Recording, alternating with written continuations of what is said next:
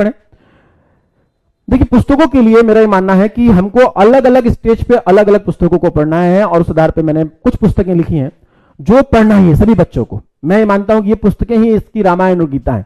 पहली चीज, सिलेबस। पहले ही दिन, तैयारी करने के पहले ही दिन सिलेबस को देखिए। प्रीवियस ईयर 10 साल के paper, newspaper, monthly magazine, Atlas, year book, ये ऐसी बुक्स हैं जो सामान्यतः सभी बच्चों को पढ़ना ही चाहिए, क्योंकि ये आपका नॉलेज भी गेन कराती है। आपको मालूम होता है कि देश, विश्व, राष्ट्र और विश्व में क्या घटित हो रहा है।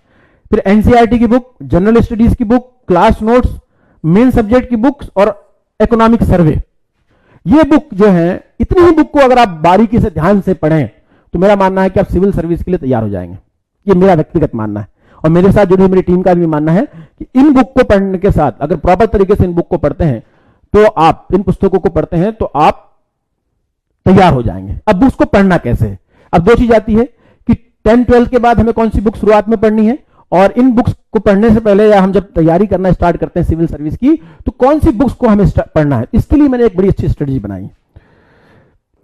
है। मैंने उसको स्टेज वाइज दिया है, 5 स्टेज का नाम दिया है। पहला स्टेज, जब कोई अभिभावक अपने बच्चों को तैयारी कराना चाहता है, या कोई बच्चा जब सिविल्स की तैयारी करना चाहता है, तो सबसे पहली बात है कि वो 1 महीना कम से कम सिलेबस को देखने में करें कि सिलेबस क्या है, पिछले साल के प्रश्न पत्र को देखें, यूट्यूब में इससे संबंधित वीडियोस देखें, जो सिलेक्टेड कैंडिडेट हैं उनके इंटरव्यूज पढ़ें, और न्यूज़पेपर पढ़ना चालू करें।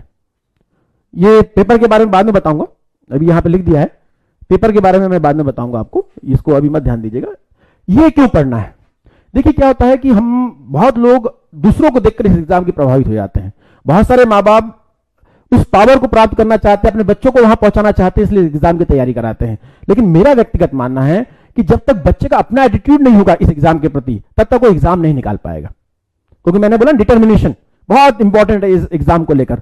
एक उससे प्यार होना चाहिए तैयारी को लेकर। अगर आपका उस एग्जाम को लेकर प्यार बढ़ता है, उसके प्रति लगाव बढ़ता है, तो आपको कोई एग्जाम को निकालने से नहीं रोक सकता। लेकिन आप आधे मन से आओगे दोस्तों, ये एग्जाम नहीं निकल पाएगी। ये इसलिए एक मेहनत कीजिए, इससे ये पता चलेगा कि आपका मन है कि नहीं पढ़ने में। क्या आप यूपीएससी करना चाहते हैं कि नहीं करना चाहते हैं, और क्या आप इतना कवर कर पाएंगे कि नहीं कर पाएंगे। ये पहले स्टेज से ये पता चल जाएगा। 1 महीना कम से कम इसको देना है। अब हम अगले में आते हैं, स्टेज 2।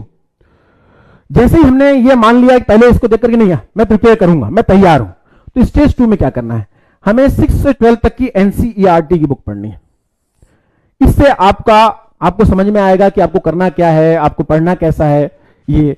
और उसके बाद जनरल स्टडीज की एक मोटी बुक आती है, मेरा मानना है जो सब कुछ रहता है, जैसे उसमें लक्ष्मीकांत की आती है, यूनिक की, स्पेक्ट्रम की, उपकार की, ऐसे कई सारे, एक मोटी सी बुक आती है।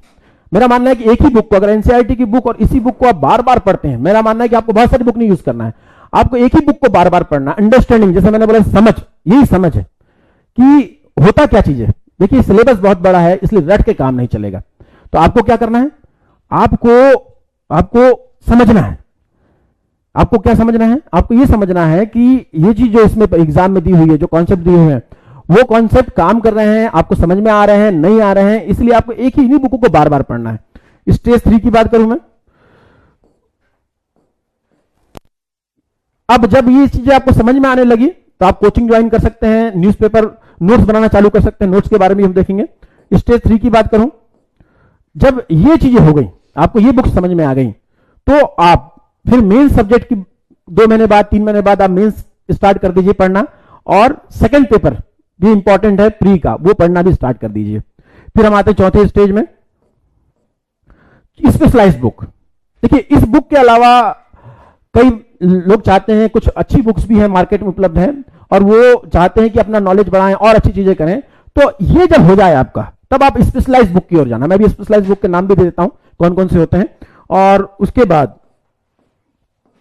अंतिम स्टेज आता है, 5वां स्टेज, मॉक टेस्ट पेपर देना।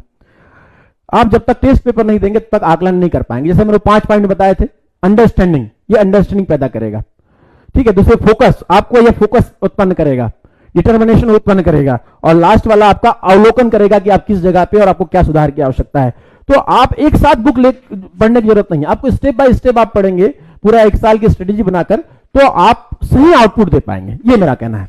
आइए अब अगले स्टेज में बात करें। ये कुछ बुक्स हैं मेंस की, स्पेशलाइज्ड बुक्स, आप इनको रिफर कर सकते हैं। बहुत सारे टॉपर्स ने बहुत सारी बुक बताई हैं, लेकिन इन बुक को आपको तभी पढ़ना है, इन बुक्स को, जब आपके शुरू के 3 स्टेज कवर कर लें आप, और आप कंफर्ट जोन में हो जाए, आप समझ सकें। अब आता है कितने घंटे पढ़ना है।